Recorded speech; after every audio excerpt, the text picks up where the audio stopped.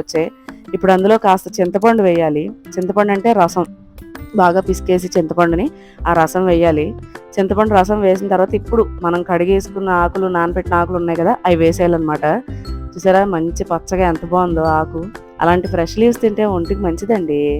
ఇప్పుడు చూసారా ఆకులు ఎలా మగ్గిపోయినాయి చింతపండులో. ఇప్పుడు అందులో పచ్చిమిర్చి వేసేయాలి. ఆకులు చూసారా కలర్ మారినాయి, అలా చింతపండులో మగ్గుతూ ఉంటాయి అనమాట. ఇప్పుడు చూసారా చింతపండు అంతా మొత్తం ఆకులు చింతపండు కలిసిపోయినాయి. ఇప్పుడు అందులో మనం వడకట్టుకున్న పప్పు వేసేయాలన్నమాట. వేసేసి అందులో ఉప్పు వేసాను నేను. ఉప్పు వేసి శుభ్రంగా కలిపేయాలి, బాగా కలపాలండి. తర్వాత ఇప్పుడు అందులో మళ్ళీ నేను పసుపు కూడా వేసాను. పసుపు వేసి కూడా శుభ్రంగా కలిపేయండి, ఎందుకంటే ఆకులు అతుక్కుపోతాయి అనమాట. సో బాగా కలపందే అది మొత్తం పసుపు ఉప్పు అంతటికి చేరుకోదు. అది మీరు సోగ్గా కలిపేసి అయితే వదిలేకండి, శుభ్రంగా కలపండి. పసుపు వేసినా ఉప్పు వేసినా 2 సార్లు కలపండి, బద్దకంతో ఒకసారి కలిపి వదిలేకండి. అంతే, మునగాకు పప్పు అయిపోయింది, ఇంకేం లేదు. శుభ్రంగా తినేయడమే. చాలా